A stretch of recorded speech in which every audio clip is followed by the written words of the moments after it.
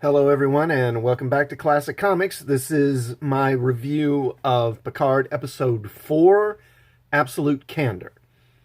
So, last episode ended with Picard and his crew heading off to find this world called Free Cloud.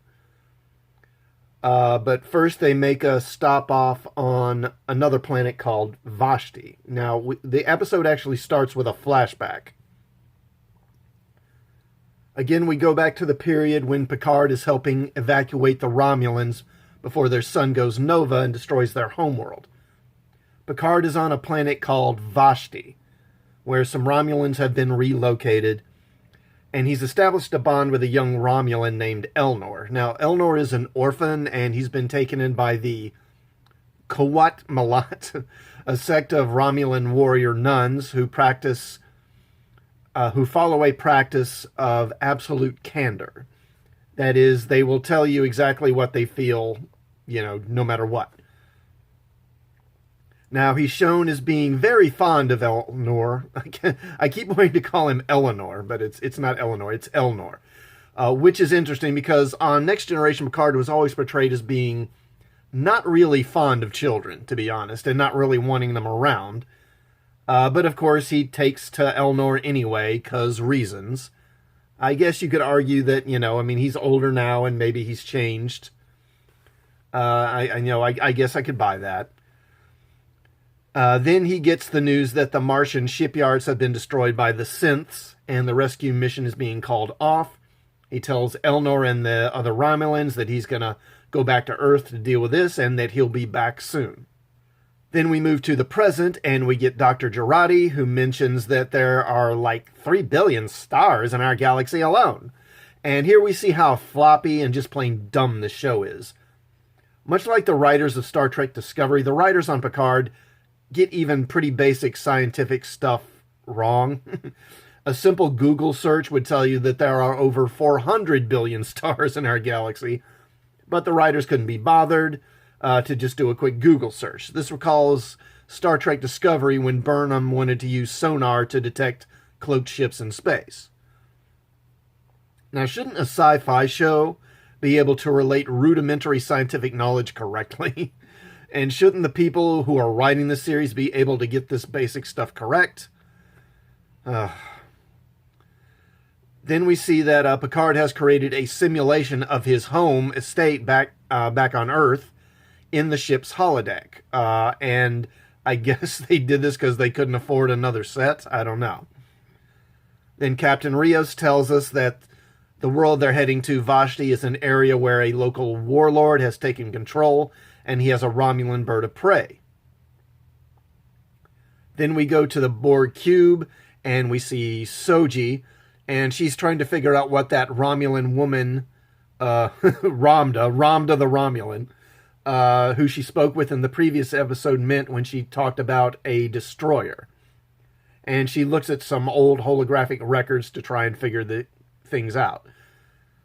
Then we go back to La Serena, and they arrive at Vashti, and Picard beams down, and he gets a cool reception from the Romulans. They aren't exactly thrilled to see him. And then he goes to meet with the Qowat Milat.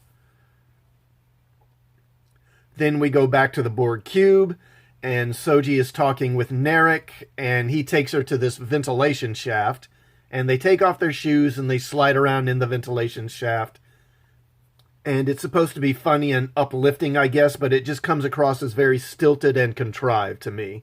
The whole romance between Soji and Narek just isn't very convincing to me. The actors don't seem to have a lot of chemistry, and neither one of them has a really strong screen presence, so their relationship just feels very lifeless to me. I don't care. I just don't care. Then we go back to Vashti, and the bird of prey is approaching, and the crew of La Serena is preparing for it. Meanwhile, down on the planet, Picard meets with Elnor, who's grown now, and of course, like everyone else, he's pissed at Picard because he never came back to Vashti and didn't help evacuate the Romulans as he said he would. So Elnor doesn't really fit in with the nuns because he's a man and he can never be a member of their sect. It's funny how you can have an all-female group that is exclusionary to males, but if you did it the other way around, boy, people would go nuts. What? Women can't join the group. How dare you? A woman can do anything a man can do. How dare you? Then Picard explains his situation to Elnor about Soji and the Tal Shiar and the Zhat Vash and all that. Picard tries to recruit Elnor to his team, but Elnor refuses. Then Picard goes to this local pub, which has a sign on it saying "No humans allowed." Picard yanks the sign down and he wants to be served. Then one of the Romulans confronts him and lays into Picard for the whole situation they're in on this planet. He accuses Picard and the Federation of using the disaster of the supernova to divide and weaken the Romulans and then abandon them. Now, Picard denies this, but the Romulan isn't really interested in listening and wants to have a duel with Picard, but Picard refuses to fight. Then Elnor shows up and he kills the Romulan by decapitating him. Then Picard tells all the Romulans that the Federation has failed them and he has failed them. He has also failed them. And, the early episodes of the show have pretty much just been an apology tour for Picard. He just tells one person after another that he's sorry and he was wrong, even when it's not really clear he did anything wrong. Then Elnor agrees to join Picard's fellowship. And he even pledges his sword to Picard's cause. Why this sudden change of heart? Because reasons, I guess. Then we go back to the Borg cube, and Narek is sleeping, and his sister, Lieutenant Rizzo, awakens him and tells him, "You got 1 week to make that synth talk, capiche? Then we're gonna make her an offer she can't refuse." Then Picard and Elnor beam up to La Sirena.